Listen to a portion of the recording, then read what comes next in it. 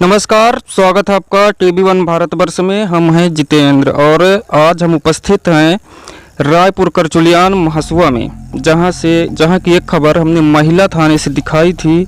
उसी जगह से आज हम आए हैं उस जगह स्थान ग्राउंड जीरो पे, वहां की कहानी जानने कि ये कहानी है कैसी। तो इनके बारे में जो हमने पता किया तो इनका नाम जो हमारे सामने दिख रही हैं तो इनका नाम है रश्मि केवट और इनकी शादी हुई है इसी वर्ष। कहाँ हुई है इनकी? सिलपरा शिवधाम में। और जिनके घर में हुई है मैं परिचय उनका देना चाहूँगा कि क्या नाम उनका? नीता कश्यप। और एक मिनट के लिए मैं बता रहा हूँ कि वो हैं कौन। नीता कश्यप इनका नाम है और भाजपा मंडल अध्यक्ष महिला मोर्चा गोविंदगढ़। तो आप समझ जाएंगे कि ये हैं कौन और किस पार्टी से ये ताल्लुकात रखती हैं।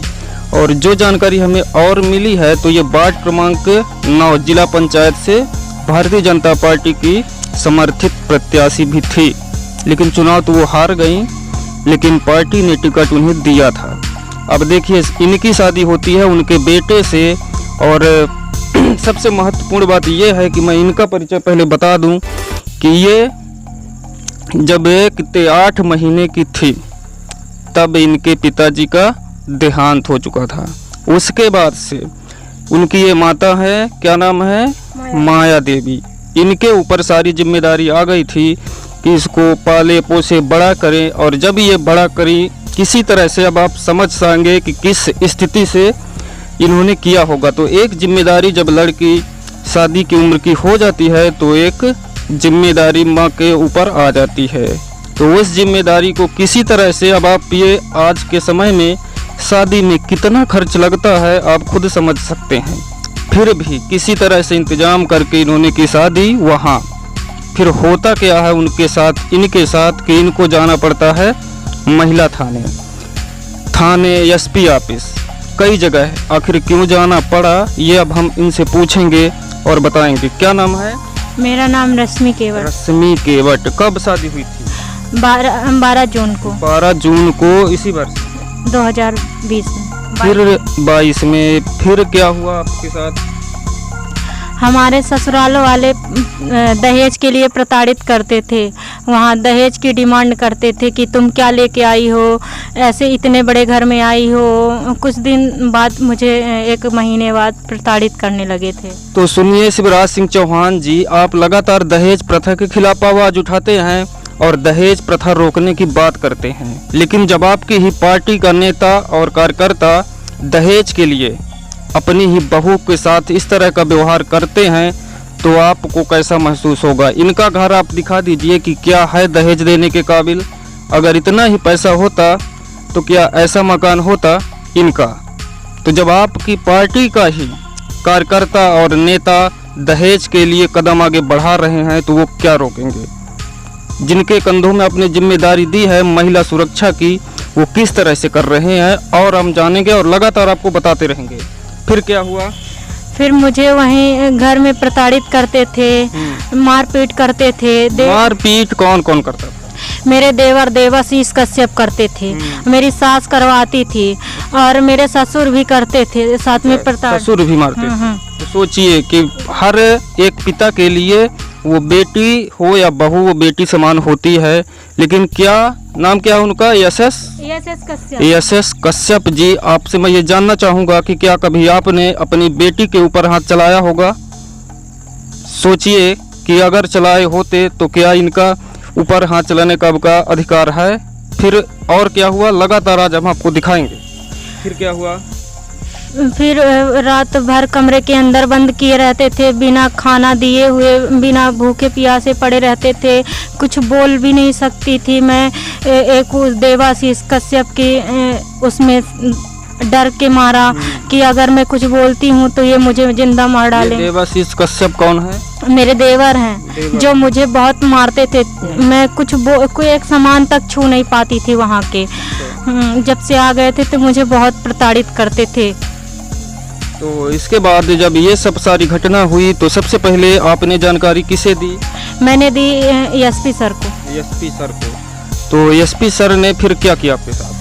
एसपी सर के पास फ़ोन की, फिर महिला थाना से महिला पुलिस गई, फिर मुझे अंदर से निकाल के ले आई, पुलिस गई अंदर से बाहर निकाल के ले आई। तो देखिए शिवराज सिंह चौहान जी मुख्यमंत्री हैं, मुख्यमंत्री यहाँ की जनता ने आपको इसलिए बनाया है ताकि आप उनकी सुरक्षा, रक्षा और देखभाल करें। इसलिए नहीं बनाया गया है कि आपके पार्टी के कार्यकर्ता अपने ही बहू को घर में बंद कर रखें और मारें और पीटें। सबसे बड़ा सवाल ये है कि ये अगर रीवा में आपकी 8 विधानसभा सीटें रीवा की जनता ने आपको दी हैं, तो इसलिए दी हैं कि आप रक्षा करेंगे, देखभाल और शिक्षा दीक्षा हर सारी जिम्मेदारी आप उठाएंगे। लेकिन जब आपके नेता सोचिए इस तरह का कार्य करेंगे तो फिर कैसे देश चल पाएगा। फिर इसके बाद क्या हुआ? भैया अगर मैं एसपी सर को फ़ोन ना करती तो मुझे मार डालते दहेज के उसमें, दहेज के लिए मुझे दहेज के इतना प्रताड़ित करते थे। लेकिन मैं कभी भी अपने मायके वालों को नहीं सताई, क्योंकि हम जानते थे कि हमारे मायके वाले पूरा नहीं करते सकते हैं। इसलिए मैं सब परिस्थितियों को झेल के वहीं रह रही थी। फिर इसके बाद जब आप थाने जाती हैं रिपोर्ट के लिए, तो अभी तक वहाँ रिपोर्ट दर्ज हुई है? पता नहीं भैया, मुझे बुलवाया जाता है, मैं जाती हूँ, कुछ पता ही नहीं चलता। मेन चीज होती है कार्रवाई कुछ हुई उनके खिलाफ की नहीं हुई? अभी कुछ भी कार्रवाई नहीं हुई उनके खिलाफ। सुनिए, कार्रवाई नरोत्तम मिश्रा जी गृह मंत्री हैं, पूरा पुलिस विभाग आपके पास है, लेकिन आपकी पुलिस क्या करती है कि ये कितने बार आप महिला थाने जा चुकी हैं? 4-5 बार ये महिला थाने रिपोर्ट लिखवाने के लिए गई, लेकिन आज तक FIR दर्ज क्यों नहीं हुआ? वो इसलिए नहीं हुआ क्योंकि वो भारतीय जनता पार्टी की नेता हैं, उनकी कार्यकर्ता हैं, इसलिए इनकी रिपोर्ट नहीं लिखी गई है। सोचिए अगर रीवा में SP न होते इतने अच्छे तो ये आज बचकर वहाँ से ना आती। फिर इसके बाद क्या हुआ? अभी तक FIR दर्ज हुई नहीं। अभी कुछ समझ नहीं आ रहा, कुछ वो नहीं कर रहे हैं। अच्छा वो आपको मारने के लिए पता चला कि गुंडे वगैरह भी भेजते हैं?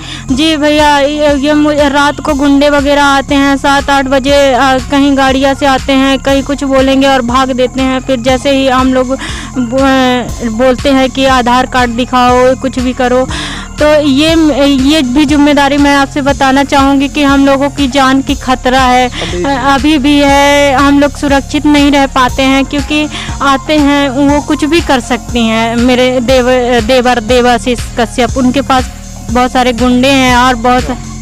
तो देखिए ये सिर्फ 2 रहती हैं, माँ और बेटी, तो इनकी सुरक्षा की जिम्मेदारी आपके रीवा पुलिस की होती है। लेकिन इनको लगातार उनके जो ये नेत्री हैं आपकी मंडल अध्यक्ष गोविंदगढ़ की, तो उनके गुंडे आते हैं और इनको लगातार परेशान करते हैं और मारने की धमकी देते हैं। अगर मौका मिले तो वो मार भी सकते हैं। ये स्थिति है आपके कार्यकर्ताओं की। शिवराज सिंह चौहान जी, इसको आप सुनिए, लगातार मैं बताऊंगा इस यहीं से पूरी खबर आज हम लगातार आपको दिखाएंगे। फिर क्या हुआ? बोलते हैं ये मामला समझौता वो कर, शांत हो जाओ, नहीं तो हम तुम्हें जान से मार डालेंगे। तुम 2 कौड़ी के लोग हो, तुम कुछ नहीं कर सकते हो हमारा। इसके डर के मारा हम लोग कुछ नहीं बोलते हैं। शासन प्रशासन से निवेदन करते हैं कि हमें न्याय दिलवाएं। मुख्यमंत्री शिवराज सिंह चौहान जी से आप क्या मांग और उम्मीद रखती हैं, क्या चाहती हैं कि आपको क्या मिले? मैं मुख्यमंत्री उनसे वो करती हूँ कि मुझे ऐसे लोगों को कड़ी से कड़ी सज़ा दिलवाए और अन्यथा अगली बहन बेटियों के साथ ऐसा ना हो जैसे मेरे साथ हुआ है। तो देखिए कितनी बड़ी समस्या है हमारे रीवा जिले में कि आपके भारतीय जनता पार्टी के नेता ही इसमें उतारू हो गए हैं लगातार। जो कि यहाँ शिवराज सिंह चौहान जी कहते हैं कि अगर कोई भी व्यक्ति महिला या बहू बेटी को सताएगा तो उसे हम किसी कीमत में नहीं छोड़ेंगे और न ही अभी तक छोड़ा गया है। जैसा कि देखने को मिला कि कोई भी व्यक्ति अगर किया है गलत तो उसके घर बुलडोजर चला है शिवराज सिंह का। लेकिन क्या अब उनके पार्टी का कार्यकर्ता और नेता इस तरह की घटनाएं कर रहा है तो क्या उसके घर भी शिवराज सिंह चौहान का बुलडोजर पहुंच पाएगा या नहीं? ऐसे नेता को पार्टी में रहने का कोई भी अधिकार है या नहीं?